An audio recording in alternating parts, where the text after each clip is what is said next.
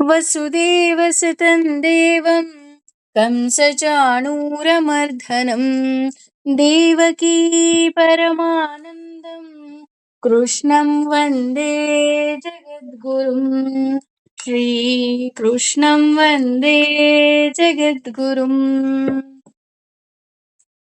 ಭಗವಂತ ಈ 14ನೇ ಅಧ್ಯಾಯದಲ್ಲಿ ಅಂದ್ರೆ ಗುಣತ್ರಯ ವಿಭಾಗ ಯೋಗದಲ್ಲಿ ನಮಗೆ ಯಾವ 3 ಗುಣಗಳ ಲೇಪ ಇರುತ್ತೆ, ಹಾಗೂ 3 ಗುಣಗಳಿರೋರು ಯಾವ ರೀತಿ ಇರ್ತಾರೆ, ಹಾಗೆ ಈ 3 ಗುಣಗಳೇನಿದೆ ಇದರ ಕಾರಣದಿಂದಾಗಿ ನಮಗೆ ಸುಖ ದುಃಖಗಳು ಬರ್ತಾ ಇದೆ ಅನ್ನುವಂತಹ ಸೂಕ್ಷ್ಮಾತಿ ಸೂಕ್ಷ್ಮ ವಿಚಾರವನ್ನ ಭಗವಂತ ಇಲ್ಲಿ ನಮಗೆ ಹೇಳ್ಕೊಡ್ತಾ ಹೋಗ್ತಾನೆ. ಅಂದ್ರೆ 3 ಬಗೆಯ ಗುಣಗಳು ಯಾವ್ಯಾವುದು, ಅದು ಹೇಗಿರುತ್ತೆ, ಮತ್ತೆ ಅದರಿಂದ ನಮ್ಮ ಜೀವನದಲ್ಲಿ ಏನೆಲ್ಲ ಆಗ್ತಾ ಹೋಗುತ್ತೆ. ಅಂದ್ರೆ ನಾವು ಸುಖ ಪಡ್ತಾ ಇದೀವ, ದುಃಖ ಪಡ್ತಾ ಇದೀವ, ಎಲ್ಲದಕ್ಕೂ ಕಾರಣ ಈ 3 ಗುಣಗಳೇ. ಏಕೆಂದ್ರೆ ಗುಣಗಳು ಅಂದ್ರೇನೆ ಹಗ್ಗ ಇದ್ದ ಹಾಗೆ. ನಾವು ಒಂದ್ ಹಗ್ಗದಲ್ಲಿ ಕಟ್ ಹಾಕೊಳ್ತಾ ಇದೀವಿ ಅಂತ ಅಂದ್ರೆ ಅದು ಏನಂದ್ರೂ ಒಂದಲ್ಲ ಒಂದ್ ರೀತಿಯಾದಂತಹ ಹಿಂಸೆನೇ ಅಲ್ವಾ. ಆ ಹಿಂಸೆಗೆ ಕಾರಣ ಏನು ಅಂದ್ರೆ ಈ ಹಗ್ಗಗಳು ಹೇಗಿದೆ ಅಂತ ನೀವು ತಿಳ್ಕೊಂಡ್ರೆ ಆ ಹಗ್ಗವನ್ನ ನೀವು ಜೋಪಾನವಾಗಿ ಬಿಡಿಸಿ ಆ ಬಂಧನದಿಂದ ಬಿಡುಗಡೆ ಆಗ್ಬಹುದು. ಹಾಗಾಗಿ ಆ 3 ಗುಣಗಳ ಬಗ್ಗೆ ಇಲ್ಲಿ ಭಗವಂತ ಹೇಳ್ತಾ ಹೋಗ್ತಾನೆ. 4ನೇ ಶ್ಲೋಕದಲ್ಲಿ ಹೇಳ್ತಾ ಹೋಗ್ತಾನೆ, ಸರ್ವಯೋನಿಷು ಎಲ್ಲ ಜೀವ ಜಾತಿಗಳಲ್ಲಿ ಕೌಂತೆಯ ಕುಂತಿ ಪುತ್ರನೇ ಮೂರ್ತಯ ಆಕಾರಗಳು ಸಂಭವಂತಿ ಪ್ರಕಟವಾಗುತ್ತವೋ ಯಾವ ತಾಸಾಹಂ ಅವೆಲ್ಲವುದರ ಬ್ರಹ್ಮ ಪರಬ್ರಹ್ಮನು ಮಹದ್ಯೋನಿ ಭೌತಿಕ ತತ್ವದಲ್ಲಿ ಜನನ ಮೂಲಕವು ಅಹಂ ನಾನು ಬೀಜ ಪ್ರದಹ ಬೀಜ ನೀಡುವ ಪಿತಾಹ ತಂದೆ. ಅಂದ್ರೆ ಇಲ್ಲಿ ಭಗವಂತ ಮತ್ತೆ ಕುಂತಿ ಪುತ್ರನೇ ಕೌಂತೆಯ ಅಂತಾನೆ ಇಲ್ಲಿ ಸಂಬೋಧನೆಯನ್ನ ಮಾಡ್ತಾ ಇದ್ದಾನೆ. ಯಾಕೆ ಅಂತ ಅಂದ್ರೆ ಕುಂತಿ ಅನುಭವಿಸಿದಂತಹ ಕಷ್ಟ ನಾವ್ಯಾರು ಈ ಜೀವನದಲ್ಲಿ ಅನುಭವಿಸೋದಿಕ್ಕೆ ಸಾಧ್ಯವೇ ಇಲ್ಲ. ಅಂದ್ರೆ ಮಕ್ಕಳಿಗೆ ಅರಿವಿಲ್ಲದೆ ತಂದೆ ತಾಯಿಯ ಕೆಲವು ಗುಣಗಳು ಬರ್ತಾ ಹೋಗುತ್ತೆ. ಹಾಗಾಗಿ ಇಲ್ಲಿ ನಿನಗೂ ಸಹ ನೀನು ಎಲ್ಲಾ ಕಷ್ಟ ಸುಖ ನೋವು ದುಃಖವನ್ನ ನೀನ್ ನೋಡಿದ್ಯಾ. ಹಾಗಾಗಿ ನೀನು ಅಂತಹ ಕುಂತಿಯ ಪುತ್ರ, ಅಂದ್ರೆ ಕಷ್ಟನೇ ಕೊಡಪ್ಪ ಅಂತ ಕೇಳಿದವಳು ಕುಂತಿ, ಅಂತಹ ಮಗ ಅಲ್ವಾ ನೀನು. ಹಾಗಾಗಿ ನಿನಗೆ ಈ ವಿಷಯವನ್ನ ಹೇಳ್ತಾ ಇದ್ದೀನಿ. ನೋಡು ಅರ್ಜುನ, ಕೇವಲ ಮೊದಲ ಸೃಷ್ಟಿ ಅಲ್ಲ. ಅಂದ್ರೆ ನಾವೇನ್ ಅನ್ಕೊಂತೀವಿ ಒಂದ್ಸಲ ಮಾತ್ರ ಭಗವಂತ ಇದ್ದಾನ ಅಂತ ಅಂದ್ರೆ ಅಲ್ಲ. ಮೊದಲ ಸೃಷ್ಟಿ ಅಲ್ಲ, ಪ್ರತಿಯೊಂದು ಸೃಷ್ಟಿಯಲ್ಲಿ ಅಂದ್ರೆ ಪ್ರತಿಯೊಂದು ಅಂತ ಅಂದ್ರೆ ಯಾವುದೇ ಜೀವ ಹುಟ್ಟಿದರೂ ಸಹ ಸರ್ವ ಯೋನಿಷು ಅಂದ್ರೆ ಪ್ರತಿಯೊಂದು ಜೀವರಾಶಿಗಳಲ್ಲಿ ನಾನಿದ್ದೀನಿ. ಅದಕ್ಕೇನೆ ಹೇಳ್ತಾ ಹೋಗ್ತಾರ, ಒಂದು ಹಿಂದಿ ಹಾಡಲ್ಲಿ ಹೇಳ್ತಾ ಹೋಗ್ತಾರ, ಪತಾ ನಹಿ ಕಿಸ್ ರೂಪು ಮೇ ಆಕರ್ ಅಂತ. ಅಂದ್ರೆ ನನಗ್ ಗೊತ್ತಿಲ್ಲ ನನ್ನ ನಾರಾಯಣ ನನಗೆ ಯಾವ ರೂಪದಲ್ಲಿ ಬಂದು ನನ್ನನ್ನ ಭೇಟಿ ಆಗ್ತಾನೆ ಅಂತ. ತುಂಬಾ ಚೆನ್ನಾಗಿದೆ ಆ ಹಾಡು. ಸಾಕಷ್ಟು ಜನ ಕೇಳಿರ್ತೀರ. ಅಂದ್ರೆ ನನಗ್ ಗೊತ್ತಿಲ್ಲ ನಾರಾಯಣ ಯಾವ ರೂಪದಲ್ಲಿ ನಮ್ಮ ಜೀವನದಲ್ಲಿ ಬಂದು ನಮಗೆ ಯಾವ ರೀತಿಯಾದಂತಹ ಪಾಠವನ್ನ ಹೇಳ್ಕೊಡ್ತಾನೋ, ಯಾವ ರೀತಿಯಾದಂತಹ ಸಹಾಯವನ್ನ ಮಾಡ್ತಾನೋ ನಮಗೆ ಗೊತ್ತಿಲ್ಲ. ಹಾಗಾಗಿ ಪ್ರತಿಯೊಂದು ಜೀವರಲ್ಲಿ ನಾವು ಭಗವಂತನನ್ನ ಕಾಣುವಂತಹ ಒಂದು ಜ್ಞಾನವನ್ನ ನಾವ್ ಇಟ್ಕೋಬೇಕಾಗತ್ತೆ. ಹಾಗಾಗಿ ಇಲ್ಲಿ ಸರ್ವ ಯೋನಿಷು ಅಂತ ಹೇಳ್ತಾ ಹೋಗ್ತಾನೆ. ಅಂದ್ರೆ ಪ್ರತಿಯೊಂದು ಜೀವಿಯರಲ್ಲಿ ನಾನಿದ್ದೀನಿ. ಯಾವ ಯಾವ ಜೀವಿಗಳು ಹುಟ್ಟಿದೆ ಅದರಲ್ಲೆಲ್ಲ ನಾನಿದ್ದೀನಿ. ಹಾಗೆ ಹೇಳ್ತಾ ಹೋಗ್ತಾನೆ, ಮೂರ್ಥಯ ಸಂಭವಂತಿಯಾಹ ಅಂದ್ರೆ ಯಾವ್ಯಾವ ಜೀವಿಗಳೆಲ್ಲ ಹುಟ್ಟಿದೆ ಅವೆಲ್ಲ ನಾನೇ. ನನ್ ಬಿಟ್ಟು ಬೇರೆ ಯಾರು ಇರೋದಿಕ್ಕೆ ಸಾಧ್ಯವೇ ಇಲ್ಲ. ಅದಕ್ಕೆ ಒಂದು ಮೂರ್ತಿ ರೂಪವನ್ನ ಕೊಡುವವನು ನಾನೇ. ಹಾಗಿದ್ರೆ ಮೂರ್ತಿ ರೂಪವನ್ನ ಕೊಡುವವನು ನೀನು ಅಂತ ಅಂದ್ರೆ ತಾಯಿಯ ಕೆಲಸ ಏನು ಅಂತ ನಮ್ಗೆ ಒಂದು ಪುಟ್ಟ ಸಂದೇಹ ಬರ್ತಾ ಹೋಗುತ್ತೆ. ಅದಕ್ಕೆ ಇಲ್ಲಿ ಹೇಳ್ತಾ ಹೋಗ್ತಾರೆ, ತಾಸ್ ತಾಸಾಹಂ ಬ್ರಹ್ಮ ಮಹದ್ಯೋನಿಹಿ ಅಹಂ ಬೀಜ ಪ್ರವತ್ಪಿತಾಹ. ಅಂದ್ರೆ ತಾಯಿಯ ಸ್ಥಾನದಲ್ಲಿ ಇಲ್ಲಿ ಯಾರೂ ಇಲ್ಲ. ತಾಯಿಯ ಸ್ಥಾನದಲ್ಲಿ ಲಕ್ಷ್ಮೀ ದೇವಿ ಇದ್ದಾಳೆ. ಅಂದ್ರೆ ತಂದೆಯ ಸ್ಥಾನದಲ್ಲಿ ಭಗವಂತ ಇರ್ತಾ ಹೋದ್ರೆ ತಾಯಿಯ ಸ್ಥಾನದಲ್ಲಿ ಲಕ್ಷ್ಮೀ ದೇವಿ ಇರ್ತಾಳಂತೆ. ಅದಕ್ಕೋಸ್ಕರನೇ ನಮ್ಮ ಆಡು ಭಾಷೆ, ನಮ್ಮ ಜನ ಹಿಂದಿನವ್ರಿಗೆ ಎಷ್ಟು ಬುದ್ಧಿ ಇತ್ತು ಅನ್ನೋದಿಕ್ಕೆ, ನೀವು ಏನೇ ತಪ್ಪು ಮಾಡಿದ್ರೂ ಪರವಾಗಿಲ್ಲ, ಆದ್ರೆ ನೀವು ತಂದೆ ತಾಯಿಗೆ ಯಾವತ್ತೂ ನೋಯಿಸ್ಬೇಡಿ ಅಂತ ಹೇಳ್ತಾ ಹೋಗ್ತಾರೆ ಅಲ್ವಾ. ಆ ಹಾಡು ಸಹ ಇದೆ, ಹೆತ್ತ ತಾಯಿ ತಂದೆಗಳ ಚಿತ್ತವ ನೋಯಿಸಿ ನಿತ್ಯ ದಾನವ ಮಾಡಿ ಫಲ ಏನು. ನೀನು ಪ್ರತಿದಿನ ಅಮ್ಮನಿಗ್ ಬೈತಾ ಇದ್ಯಾ, ಅಪ್ಪನಿಗ್ ಬೈತಾ ಇದ್ಯಾ, ಅಪ್ಪನಿಗ್ ನೋವು ಮಾಡ್ತಾ ಇದ್ಯಾ, ಅಮ್ಮನಿಗ್ ನೋವು ಮಾಡ್ತಾ ಇದ್ಯಾ ಅಂತ ಅಂದ್ರೆ ನೀನು ಯಾವ್ಯಾವ್ದೋ ದಾನ ಮಾಡಿ ಏನ್ ಫಲ? ಅಥವಾ ಹೆತ್ತ ತಂದೆ ತಾಯಿಗೆ ನೀನು ಒಂದು ಹೊತ್ತು ಊಟ ಹಾಕದೆ ನೀನ್ ಇನ್ನೆಲ್ಲೋ ಹೋಗಿ ಅನ್ನದಾನ ಮಾಡಿದ್ರೆ ನಿನಗೇನ್ ಫಲ ಬರುತ್ತೆ ಅಂತ ಹೇಳ್ತಾ ಹೋಗ್ತಾರೆ. ಅಂದ್ರೆ ಇಲ್ಲಿ ಯಾಕೆ ಈ ಮಾತು ಹೇಳ್ತಾ ಇದ್ದಾರೆ ಅಂತಂದ್ರೆ, ಪ್ರತಿಯೊಂದು ತಂದೆ ತಾಯಿಯಲ್ಲಿ ತಾಯಿಯ ರೂಪದಲ್ಲಿ ಲಕ್ಷ್ಮೀ ದೇವಿ ಹಾಗೂ ತಂದೆಯ ರೂಪದಲ್ಲಿ ನಾರಾಯಣ ನಮಗೆ ಈ ಲೋಕಕ್ಕೆ ಬರುವುದಕ್ಕೆ ಅವರು ಸಾಕ್ಷೀಭೂತರಾಗಿರ್ತಾರೆ. ನಾವು ಹೇಳ್ಬೋದು, ನಮ್ಮಪ್ಪ ಏನ್ ಮಾಡಿದ್ದಾರೆ, ನಮ್ಮಮ್ಮ ಏನ್ ಮಾಡಿದ್ದಾರೆ, ನಮ್ಗೇನು ಮಾಡೇ ಇಲ್ಲ, ಎಲ್ಲ ನಾವೇ ಮಾಡ್ಕೊಂಡು ನಾವೇ ಬೆಳೆದು ನಾವೇ ದೊಡ್ಡವರಾಗಿ ಹೋಗ್ಬಿಟ್ವಿ. ತುಂಬಾ ಜನ ಹೇಳ್ತಾರೆ ಅಲ್ವಾ. ಏನು ಮಾಡಿಲ್ಲ ನಮ್ಮಪ್ಪ ಅಮ್ಮ. ಅಥವಾ ಎಕ್ಸ್ಪೆಷಲಿ ಈಗಿನ ಟೀನೇಜ್ ಅವರು ಮಾತಾಡೋದ್ ನೋಡ್ಬೇಕು. ಅವ್ರು ಏನ್ ಮಾಡಿದ್ದಾರೆ? ಏನೂ ಮಾಡೇ ಇಲ್ಲ. ಮಿನಿಮಮ್ ಅಲ್ಲಿ ಮಿನಿಮಮ್ ನಮಗ್ ಕೊಟ್ಬಿಟ್ಟು ಬೆಳೆಸಿದಾರೆ ಅಷ್ಟೇ ಅಲ್ವಾ. ಈ ತರ ಮಾತನ್ನ ನಾವು ಕೇಳ್ತಾ ಇರ್ತೀವಿ. ಆದ್ರೆ ಇಲ್ಲಿ ತಂದೆ ತಾಯಿ ಏನ್ ಮಾಡಿದರೆ ಅಂತ ಅನ್ನೋದಕ್ಕಿಂತ ಹೆಚ್ಚಾಗಿ ತಂದೆ ತಾಯಿಯ ರೂಪದಲ್ಲಿ ಲಕ್ಷ್ಮೀ ನಾರಾಯಣರೇ ಈ ಲೋಕಕ್ಕೆ ನನ್ನನ್ನ ಬರ ಮಾಡ್ಕೊಂಡಿದ್ದಾರೆ ಅನ್ನೋದನ್ನ ನಾವು ಮರ್ತೇ ಬಿಡ್ತೀವಿ. ಅವ್ರೇನು ಮಾಡೋ ಅವಶ್ಯಕತೆನೇ ಇಲ್ಲ. ಏಕೆಂದ್ರೆ ಅವರು ಒಂದು ಕಾರಣಕರ್ತರಾಗಿ ನಮಗೆ ಈ ಭೂಲೋಕಕ್ಕೆ ಕಳಿಸ್ತಾ ಹೋಗ್ತಾರೆ ಅಲ್ವಾ. ಹಾಗಾಗಿ ಇಲ್ಲಿ ತಾಯಿಯ ಸ್ಥಾನದಲ್ಲಿ ಇರುವವಳು ಲಕ್ಷ್ಮಿ ಅಂತಾನೆ ಹೇಳ್ತಾ ಹೋಗ್ತಾರೆ. ಅಹಂ ಬೀಜ ಪ್ರವತ್ಪಿತಾಹ. ಅಹಂ ಅಂದ್ರೆ ನಾನು, ಬೀಜ ಪ್ರದನಾದ ತಂದೆಯಾಗಿದ್ದೀನಿ. ಈ ವಿಷ್ಣು ಸಹಸ್ರನಾಮದಲ್ಲಿ ಎಷ್ಟು ಸುಂದರವಾಗಿದೆ ಅಂತ ಅಂದ್ರೆ ಆ ನಾವ್ ಅದನ್ನ ಹೇಳ್ತಾ ಹೋಗ್ತೀವಿ. ಆ ಬೀಜಮವ್ಯಯಂ ಅಂತ ಬರ್ತಾ ಹೋಗುತ್ತೆ ವಿಷ್ಣು ಸಹಸ್ರನಾಮದಲ್ಲಿ. ಅಂದ್ರೆ ಭಗವಂತ ಎಂದೂ ಸಹ ವಿಕಾರವಾಗದಂತಹವನು, ಅಂದ್ರೆ ನಾಶವಿಲ್ಲದ ಬೀಜ ಭಗವಂತ. ಈ ಜಗತ್ತೇನಿದೆ ಭಗವಂತನನ್ನ ಬೀಜ, ಭಗವಂತ ಅನ್ನೋ ಬೀಜದಿಂದಲೇ ಹುಡ್ತಾ ಹೋಗ್ತಿದೆ. ಆ ಬೀಜ ಜಗತ್ತು ವಿಶಾಲವಾಗಿ ಬೆಳೆದ್ರೂ ಸಹ, ಆದ್ರೆ ಆ ಭಗವಂತ ಅನ್ನೋ ಬೀಜ ಏನಿದೆ ಅದು ಎಂದೂ ಸಹ ವಿಕಾರಗೊಂಡಿಲ್ಲ. ಅಷ್ಟೇ ಅಲ್ಲದೆ ಈ ಭಗವಂತನಿಗೆ ಈ ಪ್ರಪಂಚ ಅಭಿವ್ಯಕ್ತವಾಗ್ತಾ ಹೋಗ್ತಾ ಹೋಗುತ್ತೆ ಹಾಗೂ ಆ ಅದು ರೂಪಾಂತರಗೊಳ್ತಾ ಹೋಗುತ್ತೆ. ಆದ್ರೆ ನಮಗೆ ಜ್ಞಾನದ ಮೂಲಕ ನಮಗೆ ಗೊತ್ತಾಗ್ತಾ ಹೋಗುತ್ತೆ, ನಮ್ಮನ್ನೆಲ್ಲ ಧಾರಣೆ ಮಾಡಿರುವಂತಹ ಶಕ್ತಿ ಭಗವಂತ ಅಂತ.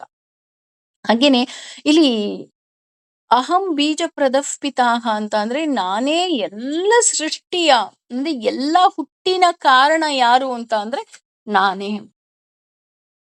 ಅಂದ್ರೆ ಭಗವಂತ ಇಲ್ಲಿ ನಮ್ಮೆಲ್ಲರ ತಂದೆಯಾಗಿ ಇದ್ದಾನೆ ಅನ್ನೋದನ್ನ ನಾವಿಲ್ಲಿ ತಿಳ್ಕೋಬೇಕಾಗತ್ತೆ.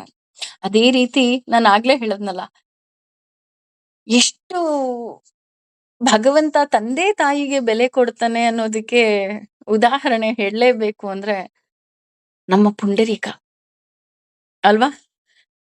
ಪಂಡರಾಪುರದ ಭಕ್ತ, ಅವನು ಭಗವಂತನನ್ನ ತುಂಬಾ ಆರಾಧನೆ ಮಾಡ್ತಾ ಇರ್ತಾನೆ, ನಿಷ್ಕಲ್ಮಶವಾಗಿ ಆರಾಧನೆ ಮಾಡ್ತಾ ಇರ್ತಾನೆ. ಆರಾಧನೆ ಮಾಡ್ತಾ ಇರ್ಬೇಕಾದ್ರೆ ಅವನ ಭಕ್ತಿಗೆ ಭಗವಂತ ಒಲ್ದ್ ಬಂದ್ಬಿಡ್ತಾನೆ. ಅಂದ್ರೆ ಅವನ ಮನೆ ಬಾಗ್ಲಿಗ್ ಬರ್ತಾನೆ ಪುಂಡರೀಕನಾಗಿ. ಆ ಪುಂಡರೀಕಾಕ್ಷನಾಗಿ ಆತ ಮನೆ ಬಾಗ್ಲಿಗ್ ಬರ್ತಾನೆ. ಮನೆ ಬಾಗ್ಲಿಗ್ ಬಂದು, ಏ ಪುಂಡರೀಕ ನೋಡು, ನೀನ್ ದಿನ ಆರಾಧನೆ ಮಾಡ್ತಿದ್ಯಲ್ಲ, ನಾನ್ ಬಂದಿದೀನಿ ಅಂತ ಹೇಳ್ತಾನೆ. ಆಗ ಆ ಪುಂಡರೀಕ ಎಷ್ಟು ಸುಂದರವಾಗಿ ಅಂದ್ರೆ, ಅಲ್ಲೇ ಇದ್ದಂತಹ ಒಂದು ಇಡಿಕೆ ಅಂದ್ರೆ ಇಟ್ಟಿಗೆ ಅಂತ ಏನ್ ಹೇಳ್ತಾರೆ ಅದನ್ನ ದಬ್ಬಿಟ್ಟು, ಇದ್ರ ಮೇಲೆ ನಿಂತ್ಕೊಂಡಿರು, ನನ್ನ ತಂದೆ ತಾಯಿ ಮಲಗಿದರೆ ನಾನು ಅವ್ರನ್ನ ಎಬ್ಸೋದಿಕ್ ಆಗೋದಿಲ್ಲ. ಅಂದ್ರೆ ಅವನ್ ತೊಡೆ ಮೇಲೆ ತಂದೆ ತಾಯಿ ಮಲಗಿರ್ತಾರಂತೆ. ನಂಗೆ ಎಪ್ಸಕ್ಕಾಗಲ್ಲ, ಇಲ್ಲೇ ನಿಂತ್ಕೋ ಅಂತ ಹೇಳ್ತಾನಂತೆ. ಭಗವಂತ ನಿಂತು ನಿಂತು ನಿಂತು ನಿಂತು ಸುಸ್ತಾಗಿ ತನ್ನ ಸೊಂಟದ ಮೇಲೆ ಕೈ ಹಿಡ್ಕೊಂಡು ನಿಂತ್ಕೊಂಡಂತೆ. ಅಪ್ಪ ಇವ್ನಿನ್ನು ಯಾವಾಗ ಬರ್ತಾನಪ್ಪ, ನನ್ನನ್ನ ನೋಡೋದಿಕ್ಕೆ ಇಡೀ ಜಗತ್ತು ಕಾಯ್ತಾ ಇರುತ್ತೆ, ಆದ್ರೆ ನಾನು ಇಲ್ಲಿಗೆ ಬಂದ್ರೆ ಇವನು ತಂದೆ ತಾಯಿಯನ್ನೇ ಅಷ್ಟೊಂದು ಪ್ರೀತಿಸ್ತಾ ಇದ್ದಾನಲ್ಲ ಅಂತ. ಆಮೇಲೆ ಅವನು ತನ್ನ ತಂದೆ ತಾಯಿಯ ಎಲ್ಲ ಕೆಲಸವನ್ನ ಮುಗಿಸಿ ಬರ್ತಾನಂತೆ. ಆ, ಕ್ಷಮಿಸ್ಬಿಡು ತಂದೆ, ನನ್ನ ತಂದೆ ತಾಯಿಯ ಕೆಲಸವನ್ನ ನಾನು ಮಾಡ್ಲೇಬೇಕಾಗಿತ್ತು ಅಂತ ಅಂದಾಗ, ಸರಿ ನಿನಗೆ ಯಾವ ರೀತಿಯಾದಂತಹ ವರ ಬೇಕು ಅಂದಾಗ, ಇದೇ ಇಟ್ಟಿಗೆಯ ಮೇಲೆ ನೀನು ಕಲ್ಲಾಗಿ ನಿಂತ್ಕೊಂಡ್ಬಿಡು. ಯಾಕೆ ಅಂತ ಅಂದ್ರೆ, ನನ್ನ ಹಾಗೆ ಭಗವಂತ ಬೇಕು ಅಂತ ಯಾರೆಲ್ಲ ಭಕ್ತರು ಬರ್ತಾರೆ ಅವರೆಲ್ಲ ಕೋರಿಕೆಯನ್ನ ಈಡೇರಿಸು ಭಗವಂತ ಅಂತ ಕೇಳ್ತಾನಂತೆ. ನಿಜಕ್ಕೂ ಸಹ ಅಲ್ಲಿ ಏನು ಇಟ್ಟಿಗೆಯ ಮೇಲೆ ನಿಂತಿರುವಂತಹ ಪಾಂಡುರಂಗ ಇದ್ದಾನೆ, ಅವನು ನಿಜವಾಗಿಯೂ ಸಹ ಕೆತ್ತಿದಂತಹ ವಿಗ್ರಹ ಅಲ್ಲ, ಭಗವಂತನೇ ಕಲ್ಲಾಗಿ ನಿಂತಹ ವಿಗ್ರಹ ಅಂತ ಹೇಳ್ತಾ ಹೋಗ್ತಾರೆ. ಅದೊಂದೇ ದೇವಸ್ಥಾನದಲ್ಲಿರ್ಬೇಕು, ಭಗವಂತನ ಪಾದ ಸ್ಪರ್ಶ ಮಾಡ್ಬೋದು ನಾವು. ಹಾಗಾಗಿ ಈಗ್ಲೂ ಸಹ ಅಲ್ಲಿ ಭಗವಂತನ ಪಾದ ಸ್ಪರ್ಶ ಮಾಡಿದ್ರೆ ಯಾರೋ ಮನುಷ್ಯನ ಪಾದ ಸ್ಪರ್ಶ ಮಾಡಿದ ಹಾಗಾಗತ್ತಂತೆ. ಹಾಗೆ ಇಲ್ಲಿ ತಂದೆ ತಾಯಿ ಸಾ ಸೇವೆಯನ್ನ ನಾವು ಮಾಡ್ತಾ ಇದೀವಿ ಅಂದ್ರೆ ಭಗವಂತ ನಿಮಗ್ ಒಲ್ದು ಬಿಟ್ಟ ಅಂತ ನೋಡಿ. ಅಂದ್ರೆ ನಾವ್ ಅನ್ಕೊಂತಾ ಇದೀವಿ, ಅಯ್ಯೋ ನನ್ ಪೂಜೆ ಮಾಡ್ತಿಲ್ಲ, ಪುನಸ್ಕಾರ ಮಾಡ್ತಿಲ್ಲ, ನನಗೆ ಇದೇ ಸೇವೆಯಲ್ಲೇ ನನ್ಗೆ ಆಗೋಗ್ತಾ ಇದೆಯಲ್ಲ ಅಂತ ಅಂದ್ರೆ, ಭಗವಂತ ಎಷ್ಟು ಸುಂದರವಾಗಿ ಹೇಳ್ತಾನೆ ಅಂದ್ರೆ, ನಿನ್ನ ವರ್ಣಾಶ್ರಮಕ್ಕೆ ಯಾವ ಕೆಲಸ ಬಂದಿದೆಯೋ ಆ ಸೇವೆಯನ್ನ ನೀನ್ ಮಾಡಿ ಸರ್ವಂ ಶ್ರೀ ಕೃಷ್ಣಾರ್ಪಣ ಅನ್ನು ಸಾಕು ಅಲ್ವಾ. ಹಾಗಾಗಿ ಎಷ್ಟೋ ಜನ ತಂದೆ ತಾಯಿಯರನ್ನ ಮಕ್ಕಳು ನೋಡ್ಕೊಳ್ತಾ ಇದ್ದಾರೆ ಅಂತ ಅಂದ್ರೆ, ಆ ಮಕ್ಳೆಲ್ರೂ ಸಹ ಋಣವನ್ನ ತೀರಿಸ್ಕೊಳ್ತಾ ಇದ್ದಾರೆ. ಅವ್ರೆಲ್ರಿಗೂ ಒಂದ್ ದೊಡ್ಡ ಹ್ಯಾಟ್ಸ್ ಆಫ್ ಬರ್ಲೇಬೇಕು. ಅದೇ ಮುಂದುವರೆದು ಹೇಳ್ತಾ ಇದ್ದಾನೆ ಭಗವಂತ, ಸತ್ವಂ ಸತ್ವಗುಣವು, ರಜಃ ರಜೋಗುಣವು, ತಮಃ ತಮೋಗುಣವು, ಇತಿ ಎಂಬ ಗುಣಾಹ ಗುಣಗಳು, ಪ್ರಕೃತಿ ಭೌತಿಕ ಪ್ರಕೃತಿಯು, ಸಂಭವಾಹ ಉತ್ಪನ್ನಗಳು, ನಿಭಗ್ನಂತಿ ಬದ್ಧಗೊಳಿಸುವ, ಮಹಾಬಾಹೋ ಮಹಾಬಾಹುವೆ, ದೇಹೇ ಶರೀರದಲ್ಲಿ, ದೇಹಿನಂ ಜೀವಿಯನ್ನ, ಅವ್ಯಯಂ ನಿತ್ಯನಾದವನು. ಹೌದು, ಭಗವಂತ ಅವ್ಯಯ. ಯಾಕೆ ಅಂತಂದ್ರೆ ಇದು ಸಹ ವಿಷ್ಣು ಸಹಸ್ರನಾಮದಲ್ಲೇ ಬರ್ತಾ ಹೋಗುತ್ತೆ. ಅವನು ಎಂದೂ ಸಹ ನಾಶಗೊಳ್ಳದಂತಹ ವಸ್ತು. ಯಾಕೆ ಅಂತ ಅಂದ್ರೆ ಭಗವಂತ ಎಲ್ಲ ಪ್ರತಿಯೊಂದು ಜೀವಿಯರಲ್ಲಿ ಇದ್ದಾನೆ. ಅವನು ಯಾವ ರೀತಿನಪ್ಪ ಅಂತಂದ್ರೆ, ಈಗ ನಮ್ಮ ಕೈಯಲ್ಲಿ ಒಂದಷ್ಟು ಕಾಳಿತ್ತು, ನಾನು ಅದನ್ನ ಹಾಕಿದೆ ಅಂತ ಅಂದ್ರೆ ನನ್ ಕೈ ಬರಿದಾಗತ್ತೆ. ಆದ್ರೆ ಭಗವಂತ ಅವನು ಬೀಜಮವ್ಯಯಂ ಅಷ್ಟೇ ಅಲ್ಲ, ಅವನು ಅವ್ಯಯ ಸ್ವರೂಪನಾಗಿರೋನು. ಇಲ್ಲಿ ಭಗವಂತ ಯಾವ ರೀತಿಯಾದಂತಹ ಕೆಲಸವನ್ನ ಮಾಡ್ತಾ ಇದ್ದಾನಪ್ಪ ಅಂತ ಅಂದ್ರೆ, ಈಗ ಉದಾಹರಣೆ ನಾನು ಹೇಳ್ತಾ ಇರೋದು ಜನರಲಿ ಆಂಟಲ್ಲಿ, ಇಬ್ರು ಸುಂದರವಾದ ಮನೆಯನ್ನ ತಗೊಂಡು ಅಲ್ಲೆಲ್ಲ ನೀಟಾಗಿ ಸೆಟ್ಲ್ ಆಗ್ತಾರೆ. ಸೆಟ್ಲ್ ಆದ್ಮೇಲೆ ಅವರ ಸಂತಾನ ಬೆಳೀತಾ ಹೋಗುತ್ತೆ.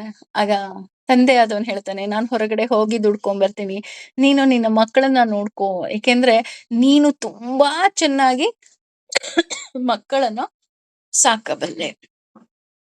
ಎಲ್ಲಾ ಕಡೆಯೂ ಅಷ್ಟೆ, ಕೇವಲ ಮನುಷ್ಯರು ಅಂತ ಹೇಳ್ತಾ ಇಲ್ಲ, ಈವನ್ ನಾವು ಪ್ರಾಣಿಗಳಲ್ಲೂ ನೋಡ್ತಾ ಹೋಗ್ತೀವಿ, ಪಕ್ಷಿಗಳಲ್ಲಿ ನೋಡ್ತಾ ಹೋಗ್ತೀವಿ. ತಾಯಿ ಆದಂತಹ ಆ ಜೀವಿ ಏನಿರುತ್ತೆ, ಆ ಜೀವ ಏನಿರುತ್ತೆ, ಅದು ಮಕ್ಕಳನ್ನ ತುಂಬಾ ಪ್ರೀತಿಯಿಂದ ನೋಡ್ಕೊಳತ್ತೆ ಅಲ್ವಾ. ಅದೇ ರೀತಿ ಇಲ್ಲೂ ಅಷ್ಟೇ, ಭಗವಂತ ಸೃಷ್ಟಿಸಿದ ಈ ಜಗತ್ತನ್ನ ಹಾಗೂ ನಮ್ಮೆಲ್ಲರನ್ನ ಲಕ್ಷ್ಮೀ ಸ್ವರೂಪಳಾಗಿ ತಾಯಿ ತನ್ನ ಹತೋಟಿಗೆ ತೆಗೆದುಕೊಂಡಿದ್ದಾಳೆ. ಯಾಕೆ ತಗೊಂಡಿದ್ದಾಳಪ್ಪ ಅಂತ ಅಂದ್ರೆ, ತಾಯಿ ಮಗುವನ್ನ ತುಂಬಾ ಸುಂದರವಾಗಿ ನೋಡ್ಕೊಂತಾಳೆ.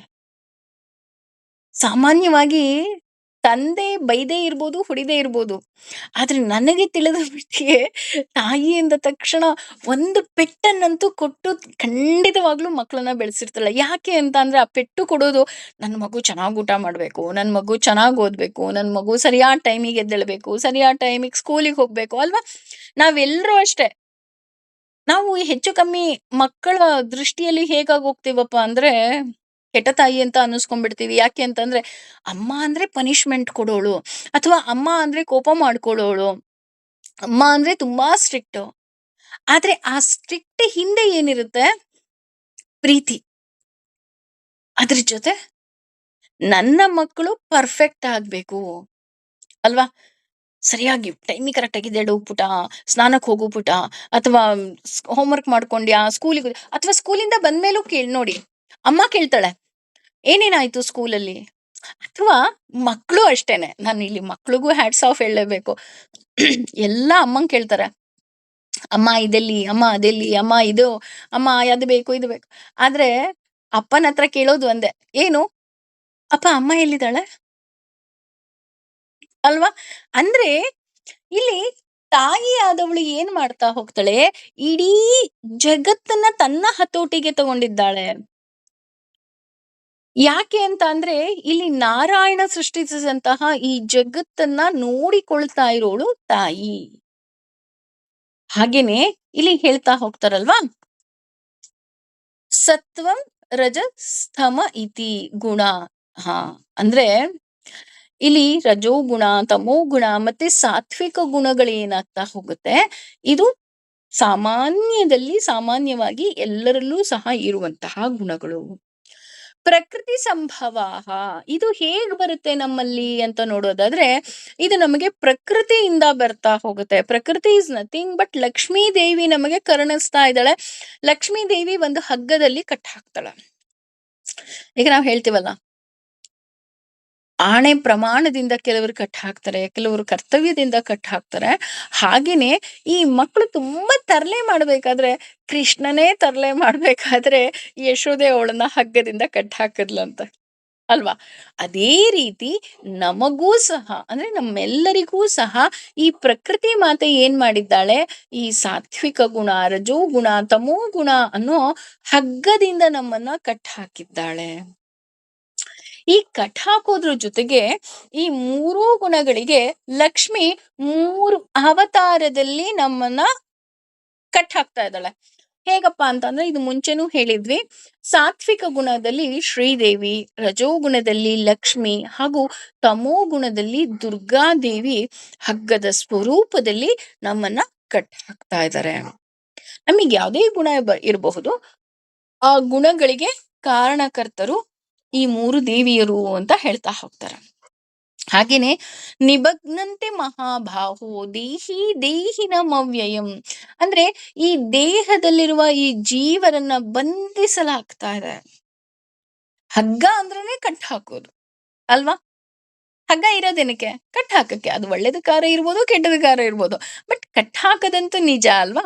ಅದೇ ರೀತಿ ದೇಹ ಇದೆ ಅಂತ ಅಂದ್ರೆ ಬಂಧನ ಇದ್ದೇ ಇದೆ. ದೇಹೇ ದೇಹಿನಮವ್ಯಯಂ. ನಮ್ಗೆ ಯಾಕೆ ಈ ರಜೋಗುಣ, ತಮೋ ಗುಣ ಮತ್ತೆ ಸಾತ್ವಿಕ ಗುಣ ಅನ್ನೋ ಈ ಬಂಧನದಲ್ಲಿ ನಾವು ಸಿಲುಕ್ ಹಾಕೊಳ್ತಿದೀವಪ್ಪ ಅಂತ ಅಂದ್ರೆ, ಈ ಪ್ರಕೃತಿಗೆ ನಾವು ಬಂದ್ವಿ. ಈಗ ಮನುಷ್ಯರಾಗಿ ಬರ್ತೀವೋ, ಹೇಗ್ ಬರ್ತೀವೋ ದಟ್ ಈಸ್ ಡಿಫ್ರೆಂಟ್. ಆದ್ರೆ ಇಲ್ಲಿ ಒಂದು ದೇಹ ಇದೆ ಅಂದ್ರೆ ಅಲ್ಲಿ ಒಂದು ಬಂಧನ ಇದ್ದೇ ಇದೆ. ಈ 3 ದೇವಿಯರು ಏನ್ ಮಾಡ್ತಾರೆ? ನಮ್ಮ ಪೂರ್ವ ಜನ್ಮದ ಪಾಪ ಪುಣ್ಯಗಳಿಗೆ ಅನುಸಾರವಾಗಿ ಆ ಹಗ್ಗದಲ್ಲಿ ಕಟ್ ಹಾಕ್ಬಿಡ್ತಾರೆ. ಬಂದ್ಯಾ ಈ ಭೂಮಿಗೆ, ಬಾ ನಾನು ನಿನ್ನನ್ನ ಕಟ್ ಹಾಕ್ತೀನಿ ಅಂತ. ಆದ್ರೆ ಭಗವಂತನಿಗೆ ಈ ಬಂಧನ ಇಲ್ಲವೇ ಇಲ್ಲ. ಯಾಕೆ ಇಲ್ಲ ಅಂದ್ರೆ, ಸೋ ಸಿಂಪಲ್. ನಾವು ಎಷ್ಟೊಂದ್ ಸಲ ಆಗ್ಲೇ ತಿಳ್ಕೊಂಡ್ಬಿಟ್ಟಿದೀವಿ. ಈ ನಮ್ಮ ಮಾನವ ದೇಹ ಏನಿದೆ, ಇದು ಪಂಚಭೂತಗಳಿಂದ ಆಗಿದೆ. ಪಂಚಭೂತಗಳಿಂದ ದೇಹ ಆಗಿದೆ, ದೇಹ ಬಂದಿದೆ ಅಂದ್ರೆ ಅಲ್ಲಿ ಒಂದು ಬಂಧನ, ಕಟ್ಟಿಟ್ಟ ಬುತ್ತಿ. ಆದ್ರೆ ಭಗವಂತನ ದೇಹ ಏನಿದೆ, ಇದು ಪಂಚಭೂತಗಳಿಂದ ಆಗೇ ಇಲ್ಲ. ಹಾಗಾಗಿ ದೇವಿ ಭಗವಂತನನ್ನ ಕಟ್ಟು ಹಾಕೋದಿಕ್ಕೆ ಸಾಧ್ಯವೇ ಇಲ್ಲ.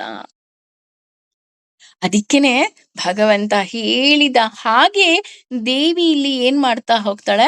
ಅವಳ ಕರ್ತವ್ಯವನ್ನ ಮಾಡ್ತಾ ಹೋಗ್ತಾಳೆ. ಹೇಗೆ?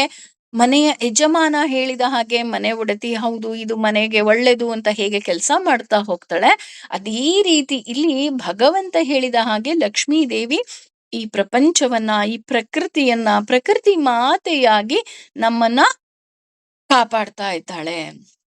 ದೇಹ ಇದೆ ಅಂದ್ರೆ ಬಂಧನ ಇದ್ದ ಹಾಗೆ. ನಾವು ಮುಂಚೆನೆ ತಿಳ್ಕೊಂಡ್ಬಿಟ್ಟಿದೀವಿ ವಾಸಾಂತಿ ಜೀರ್ಣಾನಿ ತಪೋಪಹಾಣಿ ಅಂತ. ಅಂದ್ರೆ ಪದೇ ಪದೇ ಏನ್ ಮಾಡ್ತಾ ಹೋಗ್ತೀವಿ, ನಮ್ಮ ಈ ಪುನರಪಿ ಜನನಂ ಪುನರಪಿ ಮರಣಂ ಅನ್ನೋ ಹಾಗೆ ನಾವ್ ಈ ದೇಹವನ್ನ ಪಡಿತೀವಿ. ಈ ದೇಹದಲ್ಲಿ ಮತ್ತೆ ಪಾಪ ಪುಣ್ಯಗಳನ್ನ ಮಾಡ್ತೀವಿ, ಮತ್ತೆ ಏನ್ ಮಾಡ್ತೀವಿ, ಅದೇ ಬಂಧನದಲ್ಲಿ ನಾವು ಸಿಲುಕ್ತಾ ಹೋಗ್ತೀವಿ. ಯಾಕೆ ಅಂತ ಅಂದ್ರೆ ದೇಹ ಇದೆಯಾ, 100% ಬಂಧನ, ಕಟ್ಟಿಟ್ಟ ಬುದ್ಧಿ. ಹಾಗಿದ್ರೆ ಈ ಮೂರು ಗುಣಗಳು ಹೇಗಿದೆ, ದೇಹ ಇದೆ ಅಂದ್ರೆ ಮೂರ್ ಗುಣ ಇದೆ. ಆ ಮೂರ್ ಗುಣ ರಜೋಗುಣ, ತಮೋಗುಣ ಮತ್ತೆ ಸಾತ್ವಿಕ ಗುಣ ಅಂತ ತಿಳ್ಕೊಂಡ್ವಿ. ಹಾಗಿದ್ರೆ ಆ ಗುಣಗಳ ವಿವರಣೆ ಹೇಗಿದೆ ಅಂತನೂ ಸಹ ಭಗವಂತ ಸ್ಪಷ್ಟವಾಗಿ ಹೇಳ್ತಾ ಇದ್ದಾನೆ. ತ್ರಯ ಅಂದ್ರೆ ಅಲ್ಲಿ ಅಂತನೂ ಆಗತ್ತೆ, ಮೂರು ಅಂತನೂ ಆಗತ್ತೆ. ಸತ್ವಂ, ಸತ್ವ ಗುಣವು ನಿರ್ಮಲತ್ವಾತ್, ಭೌತಿಕ ಜಗತ್ತಿನಲ್ಲಿ ಪರಿಶುದ್ಧವಾಗಿರುವುದು. ಪ್ರಕಾಶಂ, ಪ್ರಕಾಶಮಾನವು. ಅನಾಮಯಂ, ಯಾವ ಪಾಪ ಪ್ರಕೃತಿಯೂ ಇಲ್ಲದ ಹಾಗೆ. ಸುಖ, ಸುಖದ. ಸಂಖ್ಯೇನ, ಸಂಖ್ಯೇನ ಅಂದ್ರೆ ಸಂಘದಿಂದ. ಬಗ್ನಾಂತಿ ಅಂದ್ರೆ ಬದ್ಧಗೊಳ್ಳುತ್ತದೆ. ಜ್ಞಾನ, ಜ್ಞಾನವು. ಸಂಗೇನ, ಸಂಘದಿಂದ. ಚ ಕೂಡ. ಅನಘ, ಪಾಪರಹಿತನೇ. ಅಂದ್ರೆ ಈ ಮೂರು ಗುಣಗಳಲ್ಲಿ ನಾನು ಮೊದಲು ನಿನಗೆ ಸತ್ವಗುಣದ ಬಗ್ಗೆ ತಿಳಿಸ್ತಾ ಇದ್ದೀನಿ. ಈ ಸತ್ವಗುಣ ಹೇಗಿದೆಯಪ್ಪ ಅಂತ ಅಂದ್ರೆ ನಿರ್ಮಲವಾಗಿದೆ. ತತ್ರ ಸತ್ವಂ ನಿರ್ಮಲತ್ವಾತ್. ಈ ಮೂರು ಗುಣದಲ್ಲಿ ಸತ್ವ ಅಂದ್ರೆ ಸತ್ವಗುಣವು ಅಥವಾ ಸಾತ್ವಿಕ ಗುಣ ಎರಡೂ ಒಂದೇನೆ. ಸತ್ವಗುಣ ಅಂದ್ರೂ ಒಂದೇ, ಸಾತ್ವಿಕ ಗುಣ ಅಂದ್ರೂ ಒಂದೇ. ಇದು ನಿರ್ಮಲವಾಗಿದೆ. ನಿರ್ಮಲವಾಗಿರೋದ್ರ ಜೊತೆ ತುಂಬಾ ಶುಚಿಯಾಗಿದೆ, ತುಂಬಾ ಶುದ್ಧವಾಗಿದೆ. ಇಲ್ಲಿ ಶುದ್ಧ ಅಂದ್ರೆ ಯಾವ ರೀತಿ, ಈಗ ಯೂಶಲಿ ಏನಂತಂದ್ರೆ ಶುದ್ಧವಾಗಿರೋ ನೀರು ಅಂದ ತಕ್ಷಣ ನಾವೇನ್ ಅನ್ಕೊಂತೀವಿ, ಅಕ್ವಾಗಾರ್ಡ್ ನೀರು ಅಥವಾ ಫಿಲ್ಟರ್ ನೀರು ಅಂತ ಅನ್ಕೊಂಡ್ಬಿಡ್ತೀವಿ ಅಲ್ವಾ. ಇಲ್ಲ ಇಲ್ಲ, ಇದು ತುಂಬಾ ಕ್ಲಿಯರ್ ಆಗಿದೆ. ಇಲ್ಲ, ಅದು ಶುದ್ಧ ಅಲ್ವಂತೆ. ಶುದ್ಧ ಅಂದ್ರೆ ಏನು ಅಂದ್ರೆ ಸ್ವಾಭಾವಿಕವಾಗಿ ಇರುವಂತಹ ವಸ್ತು. ಸ್ವಾಭಾವಿಕವಾಗಿ ಅಂತ ಅಂದ್ರೆ ಈಗ ಉದಾಹರಣೆ, ಬಾವಿಯಿಂದ ತಂದಂತಹ ನೀರಿರ್ಬೋದು, ಅಥವಾ ಕೆರೆಯಿಂದ ತಂದಂತಹ ನೀರಿರ್ಬೋದು, ಅಥವಾ ನದಿಯಿಂದ ತಂದಂತಹ ನೀರಿರ್ಬೋದು. ಅದನ್ನ ಕೇವಲ ಬಟ್ಟೆಯಿಂದ ಶೋಧಿಸಿದಾಗ ಅದು ಶುದ್ಧ ಆಗ್ತಾ ಹೋಗುತ್ತೆ. ಅದರಲ್ಲಿ ಯಾವುದೇ ರೀತಿಯಾದಂತಹ ಎಕ್ಸ್ಟ್ರಾ ಆಡ್ ಮಾಡಿಲ್ಲ ನಾವು. ಅದಕ್ಕೇನೋ ಈಗ ಆಕ್ವಾಗಾರ್ಡ್ ಎಲ್ಲ ಇರೋ ಇದನ್ನೆಲ್ಲ ತೆಗೆದು ಇನ್ನೊಂದ್ ಸ್ವಲ್ಪ ಮಿನರಲ್ಸು ಅದು ಇದು ಏನೇನೋ ಹಾಕಿ ಏನೇನೋ ಮಾಡಿ ನಮ್ಗೆ ಟೇಸ್ಟ್ ಎಲ್ಲ ಇದು ಟೇಸ್ಟ್ ಇಲ್ಲ ಅಂತ ಮತ್ತೆ ಟೇಸ್ಟಿಗೆಲ್ಲ ಆಡ್ ಮಾಡಿ ಕೊಡುತ್ತಲ್ವಾ ನೀರು. ಆತರ ಅಲ್ಲ ಇದು. ಸ್ವಾಭಾವಿಕವಾಗಿ ಅಂದ್ರೆ ನಾವ್ ಹೇಗಿದೀವೋ ಹಾಗೆ ತೋರ್ಸೋದು ಅಂತ ಹೇಳ್ತಾರೆ ನೋಡಿ. ಹಾಗೇನೆ ಇಲ್ಲಿ ನೀರಿನ ವಿಚಾರಕ್ಕೆ ಬಂದ್ರೆ, ಈಗ ಉದಾಹರಣೆ ಭಗವಂತನಿಗೆ ಒಂದು ಅಭಿಷೇಕ ಮಾಡ್ಬೇಕು ಅಂತ ಅಂದ್ರೆ ನಾವ್ ಅಕ್ವಾಗಾರ್ಡ್ ನೀರಿಂದ ಅಭಿಷೇಕ ಮಾಡೋದಲ್ಲ. ಕೆರೆ ನೀರಿಂದನೋ ಅಥವಾ ಬಾವಿ ನೀರಿಂದನೋ ಅಥವಾ ನದಿಯ ನೀರಿಂದನೋ ಕಲ್ಯಾಣಿ ನೀರಿನಿಂದನೋ ಅಲ್ಲಿ ಕಸ ಕಡ್ಡಿ ಇರುತ್ತೆ, ಅದನ್ನ ಸ್ವಲ್ಪ ಶುದ್ಧವಾಗಿ ಅಂದ್ರೆ ಶೋಧಿಸಿ ಮಾಡುವಂಥದ್ದಷ್ಟೆ. ಅದು ಶುದ್ಧ, ಅದು ಆ ನಿರ್ಮಲ ಅಂತ ಹೇಳ್ತಾ ಹೋಗ್ತಾರೆ. ಅಂದ್ರೆ ತನ್ನ ಸ್ವಾಭಾವಿಕತೆಯನ್ನ ತಾನು ಎಂದೂ ಸಹ ಕಳ್ಕೊಳ್ಳದೆ ಇರೋದು. ಅದು ಹೇಗಿರುತ್ತೋ ಹಾಗೆ. ಅದ್ರ ಜೊತೆ ಸಾತ್ವಿಕರು ಅಂತ ಬಂದಾಗ ನಾವು ಅವರನ್ನ ಆಸ್ ಇಟ್ ಈಸ್ ನಾವು ಸ್ವೀಕಾರ ಮಾಡ್ತೀವಂತ. ಈಗ ಉದಾಹರಣೆ ಆಡು ಭಾಷೆಯಲ್ಲಿ ಹೇಳ್ಬೇಕು ಅಂತ ಅಂದ್ರೆ, ಅಯ್ಯೋ ಪಾಪದವ್ರು ಕಣ್ರಿ, ಅವ್ರಿಗೇನು ಗೊತ್ತಾಗಲ್ಲ, ದೇ ಆರ್ ವೆರಿ ಸ್ವೀಟ್ ಅಂತ ಹೇಳ್ತಾ ಹೋಗ್ತೀವಿ.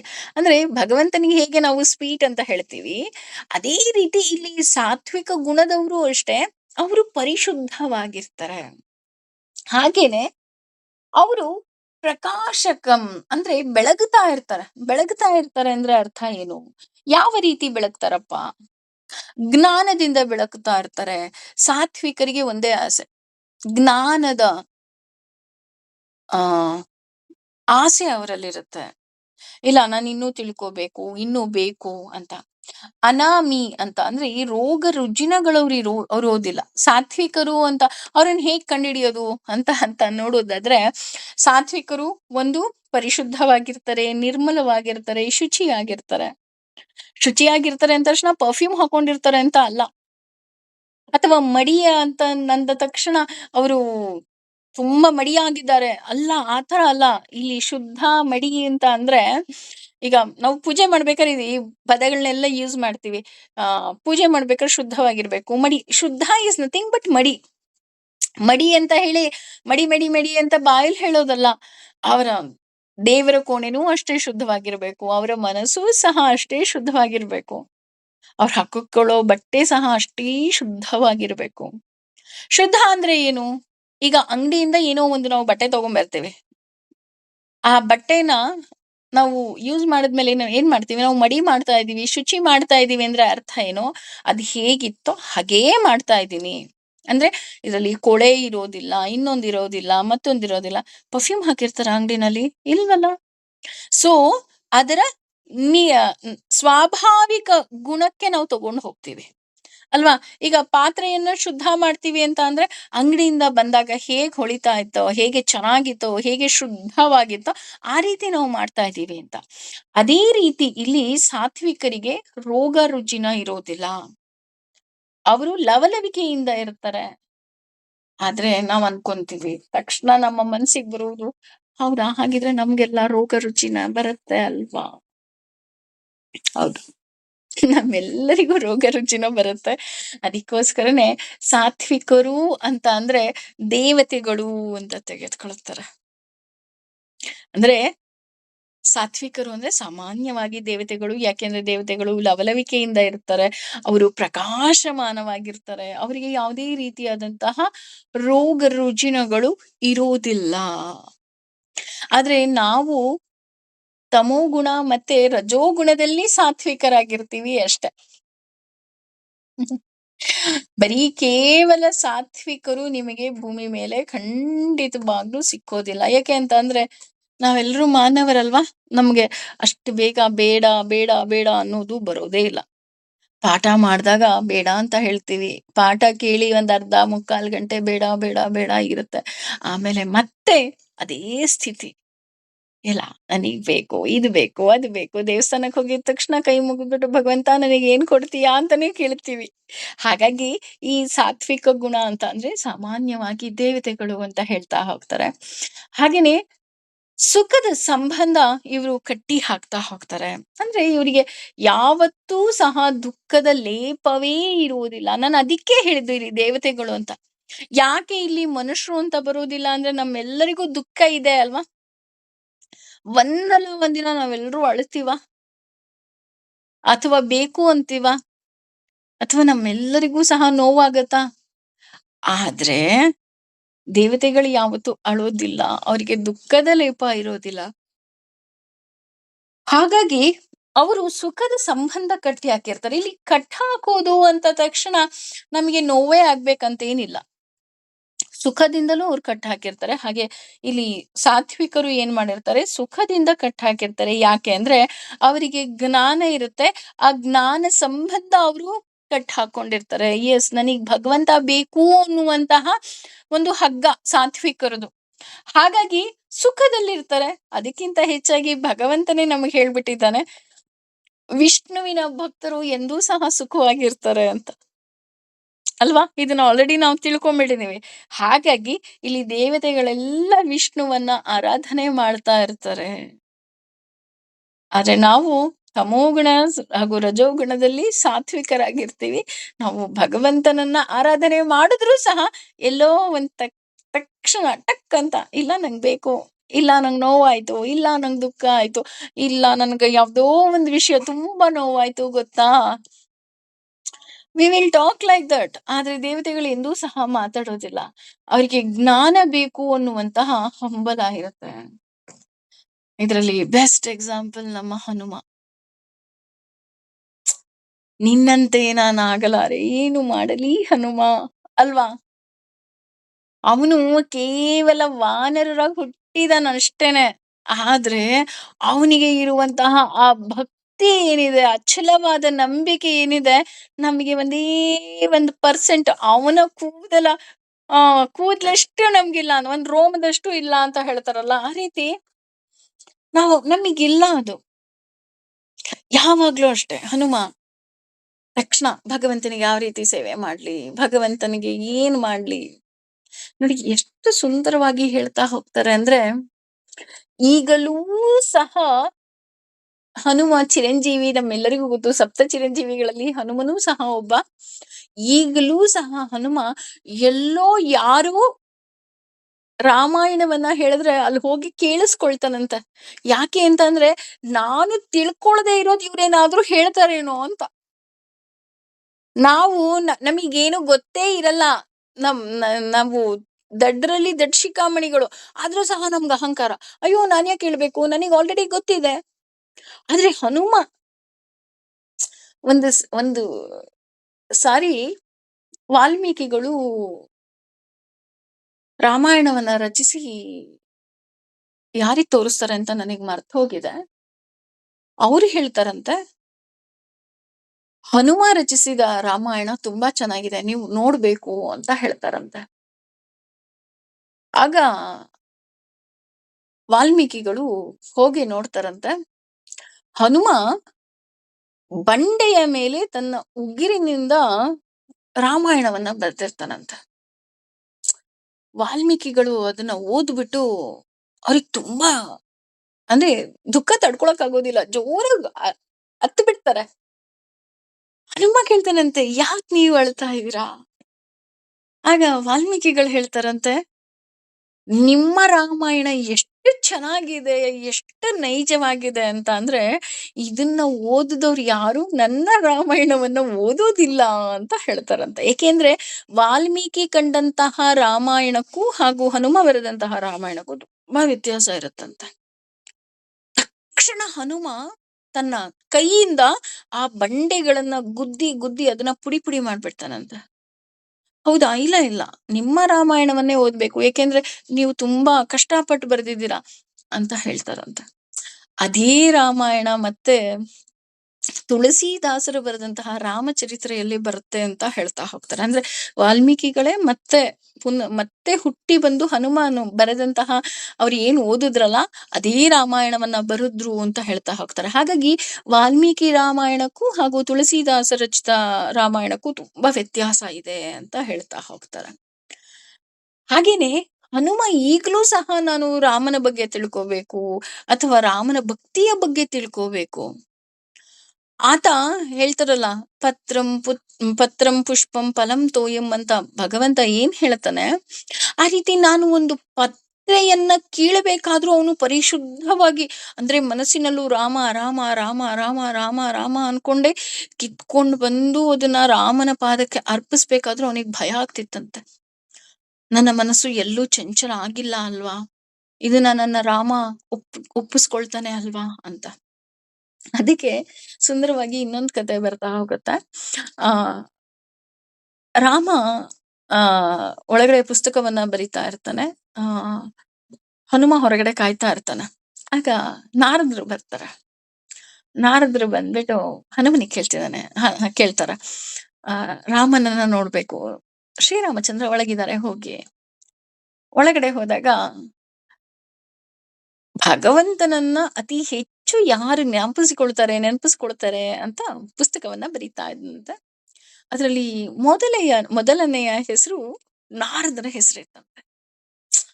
ನಾರದರಿಗೆ ತುಂಬಾ ಖುಷಿ ಆಗುತ್ತೆ. ಹೌದು, ನಾನು ಇಷ್ಟು ದಿನ ನಾರಾಯಣ ನಾರಾಯಣ ಅಂತ ಅಷ್ಟು ಕೇಳ್ತಾ ಇದ್ದೆ, ಅಯ್ಯೋ ನಾನು ನಾರಾಯಣನ್ ಅಂದ್ರೆ ಭಗವಂತನನ್ನ ಜ್ಞಾಪಿಸ್ಕೊಳ್ಳೋದ್ರಲ್ಲಿ ನನ್ನ ಹೆಸರೇ ಮೊದ್ಲಿದ್ಯಾ ಅಂತ ಅಂದ್ಬಿಟ್ಟು ಅವ್ರಿಗೆ ಖುಷಿ ತಡ್ಕೊಳ್ಳೋದಿಕ್ಕಾಗೋದಿಲ್ಲ. ಹನುಮನ ಬಳಿ ಬಂದ್ ಹೇಳ್ತಾರೆ, ಹನುಮಾನ್ ನಿನಗ್ ಗೊತ್ತಾ, ಯಾರು ಭಗವಂತನನ್ನ ಅತಿ ಹೆಚ್ಚು ಜ್ಞಾಪಿಸ್ಕೊಳ್ತಾರೆ ಅನ್ನೋದ್ರಲ್ಲಿ ನನ್ನ ಹೆಸರೇ ಮೊದ್ಲಿದೆ, ನಿನ್ ಹೆಸರು ಆ ಪುಸ್ತಕದಲ್ಲಿ ಹುಡುಕದೆ ಇರ್ಲಿಲ್ಲ ಅಂತ ಹೇಳ್ತಾರಂತ. ಆಗ ಹನುಮ ಎಷ್ಟು ಸುಂದರವಾಗಿ ನಗು ಮುಖದಲ್ಲಿ ಹೇಳ್ತಾನಂತೆ, ನೀವು ಒಂದೇ ಪುಸ್ತಕ ನೋಡಿದೀರಾ, ಇನ್ನೊಂದು ಪುಸ್ತಕ ಇದೆ, ಹೋಗಿ ನೋಡಿ ಅಂತ ಹೇಳ್ತಾರಂತೆ. ಆ ಪುಸ್ತಕದಲ್ಲಿ ಏನಿತ್ತು ಅಂದ್ರೆ ಹೆಡ್ಡಿಂಗು, ಭಗವಂತ ಯಾರನ್ನ ಹೆಚ್ಚು ಜ್ಞಾಪಿಸ್ಕೊಳ್ತಾನೆ ಅಂತ. ಈ ನಾರದರು ನೋಡಿದ್ದೇನೋ ಯಾರು ಅವನನ್ನ ಜ್ಞಾಪಿಸ್ಕೊಳ್ತಾರೆ ಅಂತ. ಆದ್ರೆ ಇನ್ನೊಂದು ಪುಸ್ತಕ ಇತ್ತು. ಆ ಪುಸ್ತಕದಲ್ಲಿ ಭಗವಂತ ಯಾರನ್ನ ಅತಿ ಹೆಚ್ಚು ಜ್ಞಾಪಿಸ್ಕೊಳ್ತಾನೆ ಅನ್ಬೇಕಾದ್ರೆ ಅದ್ರಲ್ಲಿ ಹನುಮನ ಹೆಸರು ಮೊದ್ಲಿತ್ತಂತ. ನಾರದರಿಗೆ ಆಶ್ಚರ್ಯ ಆಗತ್ತೆ. ಆಶ್ಚರ್ಯ ಜೊತೆ ಅವರು ಮೂಕ ವಿಸ್ಮಿತರಾಗ್ಬಿಡ್ತಾರೆ. ಬಂದ್ಬಿಟ್ಟು ಹೇಳ್ತಾರೆ, ಹನುಮ ನಿನ್ನ ಭಗವಂತ ತುಂಬಾ ಜ್ಞಾಪಿಸ್ಕೊಳ್ತಾನಂತೆ. ಆಗ ಹನುಮನು ಸಹ ನಕ್ಬಿಟ್ಟು ಹೇಳ್ತಾನೆ, ನಾನು ಭಗವಂತನ ಸೇವೆ ಮಾಡ್ಬೇಕು ಅಷ್ಟೇ. ನನಗೇನೂ ನನ್ನ ತಲೆಯಲ್ಲಿ ಇಲ್ಲ. ಯಾರ ಹೆಸರಿದೆ, ಯಾರ ಹೆಸರಿಲ್ಲ, ನನಗದು ಯಾವುದೂ ಬರೋದೇ ಇಲ್ಲ. ನಾನು ಹನುಮನಾಗಿ ಭಗವಂತನನ್ನ ಎಷ್ಟು ಜ್ಞಾಪಿಸ್ಕೊಳ್ಳೋದಿಕ್ಕೆ ಸಾಧ್ಯನೋ ಅಷ್ಟು ಜ್ಞಾಪಿಸ್ಕೋಬೇಕು. ಇದಕ್ಕೆ ತಕ್ಕ ಹಾಗೆ ಇನ್ನೊಂದು ಕತೆ ಬರ್ತಾ ಹೋಗುತ್ತೆ. ಹನುಮನ ಬಗ್ಗೆ ಹೇಳ್ತಾ ಹೋದ್ರೆ ಕತೆಗಳು ಹೀಗೆ ಒಂದಕ್ಕೊಂದು ಹೆಣಿತಾನೆ ಬರುತ್ತೆ. But I can't stop. Hanuma ಎಲ್ಲ ಕೆಲಸವನ್ನ, ರಾಮನಿಗೆ ಏನೇನ್ ಬೇಕೋ ಎಲ್ಲ ಕೆಲಸವನ್ನ ಹನುಮನೆ ಮಾಡ್ತಾ ಇರ್ತಾನಂತ. ಸೀತೆಗೆ, ಲಕ್ಷ್ಮಣನಿಗೆ ಹಾಗೂ ಭರತ ಶತ್ರುಘ್ನರಿಗೆ ತುಂಬಾ ಕೋಪ ಬಂದ್ಬಿಡುತ್ತೆ. ಏನಪ್ಪಾ ಇದು, ಹನುಮನೆ ಎಲ್ಲ ಕೆಲಸ ಮಾಡ್ತಾನೆ, ನಾವೇನು ಕೆಲಸನೇ ಮಾಡಂಗಿಲ್ಲ ಅಂತ ಅಂದ್ಬಿಟ್ಟು ಅವ್ರೆಲ್ರೂ ಹೋಗ್ಬಿಟ್ಟು ರಾಮನ ಹತ್ರ ಕಂಪ್ಲೇಂಟ್ ಮಾಡ್ತಾರಂತ. ರಾಮ ನೋಡು, ಇನ್ಮೇಲೆ ಒಬ್ರ ಕೆಲ್ಸದಲ್ಲಿ ಒಬ್ರು ಮೂಗ್ ತೂರಿಸ್ಬಾರ್ದು, ನಾವೆಲ್ಲ ಕೆಲಸವನ್ನ ಡಿವೈಡ್ ಮಾಡ್ಕೊಂಡ್ಬಿಟ್ಟಿದೀವಿ. ಆ ಕೆಲಸವನ್ನ ಅವ್ರವ್ರೇ ಮಾಡ್ಬೇಕು ಅಂತ. ಆಗ ರಾಮ ನಕ್ಬಿಟ್ಟು ಸರಿ ಅಂತ ಹೇಳ್ತಾರಂತೆ. ಆ ಎಲ್ಲ ಕೆಲಸನೂ ಲಕ್ಷ್ಮಣ, ಭರತ, ಶತ್ರುಘ್ನ ಹಾಗೂ ಸೀತಾಮಾತೆ ಹಂಚ್ಕೊಂಡ್ಬಿಟ್ಟಿರ್ತಾರ. ಹನುಮನಿಗೆ ರಾಮ ಕರೆದು ಹೇಳ್ತಾನೆ, ನೋಡು, ಯಾರು ಯಾವ ಕೆಲಸವನ್ನ ಹಂಚ್ಕೊಂಡಿದಾರೋ ಅದೇ ಕೆಲಸವನ್ನ ಮಾಡ್ಬೇಕು, ಬೇರೆಯವರು ಅವ್ರ ಕೆಲ್ಸಕ್ಕೆ ಕೈ ಹಾಕ್ಬಾರ್ದು. ಆಗ ಹನುಮನು ಕುತ್ಕೊಂತಾನೆ, ಯೋಚನೆ ಮಾಡ್ತಾನೆ. ನಮ್ಮೆಲ್ಲರಿಗೂ ಗೊತ್ತು, ಮೊದಲೇ ವಾನರ, ಏನಪ್ಪಾ ಮಾಡ್ಲಿ ಅಂತ ತುಂಬಾ ಯೋಚನೆ ಮಾಡಿ, ಭಗವಂತ ಏನೇನ್ ಕೆಲಸ ಎಲ್ಲ ಹಂಚ್ಕೊಂಡಿದಾರಲ್ಲ, ಅದ್ರಲ್ಲಿ ನಿನಗೆ ಆಕ್ಲಿಕ್ಕೆ ಬಂದಾಗ ಚಿಟಿಕೆ ಹೊಡೆಯೋ ಕೆಲ್ಸನ ಯಾರು ವಹಿಸ್ಕೊಂಡಿದಾರ ಅಂತ ಕೇಳ್ತಾನಂತ. ಆಗ ಅಷ್ಟು ಪಟ್ಟಿಯಲ್ಲಿ ಆ ಕೆಲ್ಸ ಅಂತ ಯಾರು ವಹಿಸ್ಕೊಂಡಿರೋದಿಲ್ಲ. ಹಾಗಿದ್ರೆ ಆ ಕೆಲ್ಸ ನಂದು ಅಂದ್ರೆ ಎಲ್ರೂ ಸಹ ಅವರಿಗೆ ಒಂದು ಟೈಮ್ ಬೇಕು, ರಾಮನ ಜೊತೆ ಟೈಮ್ ಸ್ಪೆಂಡ್ ಮಾಡ್ಬೇಕು ಅಂತ ಎಲ್ಲಾ ಕೆಲ್ಸವನ್ನ ಡಿವೈಡ್ ಮಾಡ್ಕೊಂಡಿರ್ತಾರೆ. ಆದ್ರೆ ಹನುಮ ಈ ಕೆಲ್ಸವನ್ನ ವಹಿಸ್ಕೊಂತಾರೆ. ರಾಮನು ಸಹ ಆಯ್ತು ಒಪ್ಕೊಳಪ್ಪ, ಕೂತ್ಕೊಳ್ಳಿ, ನಿಂತ್ಕೊಳ್ಳಿ, ಮಲ್ಕೊಳ್ಳಿ, ಎಲ್ಲೇ ಹೋಗ್ಲಿ ಹನುಮ ಹಾಜರು. ಆಗ ಸೀತಾಮಾತೆ ಕೇಳಿದ್ರು, ಮಲ್ಕೊಂಡಾಗ್ಲೂ ಪಕ್ಕದಲ್ಲಿ ಹನುಮ ಇರ್ತಾನಂತ. ಆಗ ಸೀತಾಮಾತೆ ಬೇಜಾರಾಗ್ಬಿಡತ್ತೆ, ಇದು ಯಾವ ಕೆಲ್ಸನಪ್ಪ. ಆಗ ಹನುಮ ಹೇಳ್ತಾನಂತ, ನಿದ್ದೆಗಣ್ಣಲ್ಲಿ ರಾಮನಿಗೆ ಹಾಕ್ಲಿಕ್ಕೆ ಬಂದ್ರೆ ಅವನಿಗೆ ಚಿಟಿಕೆ ಹೊಡಿಯೋಕೆ ಒಬ್ರು ಬೇಕಲ್ಲ, ಅದಕ್ಕೆ ನಾನು ನಿಂತ್ಕೊಂಡಿರ್ತೀನಿ. ಆಗ ಅವರೆಲ್ಲರಿಗೂ ಅವ್ರ ತಪ್ಪಿನ ಅರಿವಾಗತ್ತೆ. ಅಂದ್ರೆ ಅವನಷ್ಟು ನಿಸ್ವಾರ್ಥವಾಗಿ ರಾಮನನ್ನ ಯಾರೂ ಸಹ ಪ್ರೀತಿಸೋದಿಕ್ಕೆ ಆಗೋದೇ ಇಲ್ಲ. ಅಂದ್ರೆ ಅದಕ್ಕೆ ನಾನು ಹೇಳಿದ್ದು, ನಿನ್ನಂತೆ ನಾನಾಗಲಾರೆ ಏನು ಮಾಡಲಿ ಹನುಮ ಅಂತ ಹೇಳ್ಬೇಕಾದ್ರೆ, ಅವನ ಹಾಗೆ ಒಂದು ಶ್ರದ್ಧೆ ಇರಬಹುದು, ಭಕ್ತಿ ಇರಬಹುದು, ಯಾವುದೂ ಸಹ ನಮಗ್ ಬರೋದಿಕ್ ಸಾಧ್ಯನೇ ಇಲ್ಲ. ನಾವು ಹನುಮನನ್ನ ಪೂಜೆ ಮಾಡ್ಬೇಕಾದ್ರೂ ಅಷ್ಟೇ, ಅಯ್ಯೋ ಹನುಮಾನ್ ಚಾಲೀಸ್ ಕೇಳಿದ್ರೆ ನಮ್ಗೆ ಒಳ್ಳೇದಾಗತ್ತೆ. ಆದ್ರೆ ಹನುಮನ ಹಾಗೆ ಒಂದೇ ಒಂದು ಸಾರಿ ನಾವು ಅಷ್ಟು ಭಕ್ತಿಯಿಂದ ಒಂದೇ ಒಂದ್ಸಲ ರಾಮ ಅಂದ್ರೂ ಸಾಕೇನೋ, ಆದ್ರೆ ನಮಗ್ ಹೇಳೋದಿಕ್ ಆಗೋದಿಲ್ಲ. ಯಾಕೆಂದ್ರೆ ರಾಮ ಅಂತ ಎಷ್ಟು ಫ್ರಾಕ್ಷನ್ ಆಫ್ ಸೆಕೆಂಡ್ ತಗೊಳುತ್ತೆ, ಅಷ್ಟ್ರೊಳಗೂ ನಮ್ ಮನ್ಸು ಇನ್ನೆಲ್ಲೋ ಹಾರೋಗ್ಬಿಡುತ್ತೆ. ಭಗವಂತನ ಪಾದದಲ್ಲಿ ಅಷ್ಟೂ ನಮ್ಮ ಮನಸ್ಸು ಸೀಮಿತ ಆಗೋದಿಕ್ಕೆ ಸಾಧ್ಯವೇ ಇಲ್ಲ. ಅದಕ್ಕೆ ಇಲ್ಲಿ ಸಾತ್ವಿಕರು ಅಂದ್ರೆ ದೇವತೆಗಳು ಅಂತಾನೆ ಹೇಳಿರೋದು. ಹಾಗಾಗಿ ಈ ಸಾತ್ವಿಕ ಗುಣದ ದೇವತೆಯಾಗಿ ಶ್ರೀದೇವಿ ಇದ್ದಾಳೆ. ಆ ಶ್ರೀದೇವಿ ಸಾತ್ವಿಕ ಗುಣದ ಅಭಿಮಾನಿ ದೇವತೆ. ಆಕೆ ಸಾತ್ವಿಕತೆಯನ್ನ ಕೊಡ್ತಾ ಹೋಗ್ತಾಳೆ ಅಂತ ಹೇಳ್ತಾ ಹೋಗ್ತಾಳೆ. ಆದ್ರೆ ಭಗವಂತ ಈ ಸಾತ್ವಿಕ ಗುಣದಲ್ಲೂ ಬರೋದಿಲ್ಲ. ಯಾಕೆ ಅಂತ ಅಂದ್ರೆ ಅವನ ದೇಹ ನಮ್ಮ ಹಾಗೆ ಪಂಚಭೂತಗಳಿಂದ ಆಗಿಲ್ಲ ಅಂತ ಹೇಳ್ತಾ ಹೋಗ್ತಾರೆ.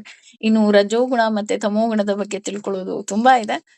ನಾಳೆ ತರಗತಿಯಲ್ಲಿ ಖಂಡಿತ ಮತ್ತೆ ಅದರ ಬಗ್ಗೆ ತಿಳ್ಕೊಳ್ಳುವಂತಹ ಒಂದು ಪುಟ್ಟ ಪ್ರಯತ್ನ ಮಾಡೋಣ. ಏಕೆಂದ್ರೆ ರಜೋಗುಣ ಮತ್ತೆ ತಮೋಗುಣ ಏನಿದೆ ಅದು ಮಾನವರ ಗುಣ. ಹಾಗಾಗಿ ನಮ್ ಗುಣ ಹೇಗಿರುತ್ತೆ? ಏಕೆಂದ್ರೆ ಈ ಸಾತ್ವಿಕರು ಅಂದ್ರೆ ನಾವೆಲ್ಲ ಅಯ್ಯೋ! ನಾನು ಸಾತ್ವಿಕ ಆಹಾರವನ್ನ ಸ್ವೀಕಾರ ಮಾಡ್ತೀನಿ. ನಾನು ಸಾತ್ವಿಕರು ಅಂತ ನಾವ್ ಅನ್ಕೊಂಡ್ಬಿಟ್ಟಿದ್ವಿ. ಖಂಡಿತ ನಾವ್ ಯಾರು ಸಾತ್ವಿಕರಲ್ಲ. ದೇವತೆಗಳು ಮಾತ್ರ ಸಾತ್ವಿಕರು. ಏಕೆಂದ್ರೆ ಅವರಿಗೆ ಸುಖದ ಸಂಬಂಧ ಕಟ್ಟಾಕಿರ್ತಾರೆ. ಅವರಿಗೆ ಜ್ಞಾನದ ಸಂಬಂಧ ಕಟ್ಟಾಕಿರ್ತಾರೆ. ಹಾಗೆ ಅವರಿಗೆ ರೋಗ ರುಜಿನಗಳಿಲ್ಲ. ಅವರು ಸದಾ ಲವಲವಿಕೆಯಿಂದ ಕೂಡಿರ್ತಾರೆ. ಅಷ್ಟೇ ಅಲ್ಲದೆ ಅವರೆಲ್ಲರೂ ಸಹ ಬೆಳಗುತ್ತಾ ಇರ್ತಾರೆ. ಪ್ರಕಾಶಕಂ ಅಂದ್ರೆ ಬೆಳಗ್ತಾ ಇರ್ತಾರೆ.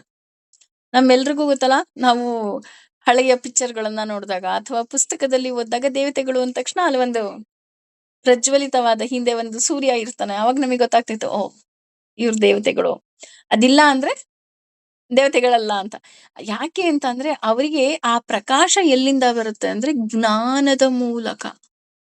ಭಗವಂತನೇ ಎಲ್ಲ, ಭಗವಂತ ಬಿಟ್ರೆ ಬೇರೆ ಯಾರೂ ಇಲ್ಲ ಅನ್ನುವಂತಹ ಗುಣ ಅವರಲ್ಲಿ ಇರತ್ತೆ. ಈ ರೀತಿ ಸಾತ್ವಿಕ ಗುಣದ ಬಗ್ಗೆ ಇವತ್ತು ನಾವು ತಿಳ್ಕೊಂಡ್ವಿ. ನಾಳೆ ಉಳಿದ 2 ಗುಣಗಳ ಬಗ್ಗೆ ತಿಳ್ಕೊಳ್ಳೋಣ. ಸರ್ವಂ ಶ್ರೀ ಕೃಷ್ಣಾರ್ಪಣಮಸ್ತು. ಸರ್ವೇ ಜನ ಸುಖಿನೋ ಭವಂತು. ಸಮಸ್ತ ಸನ್ಮಂಗಲಾನಿ ಭವಂತು.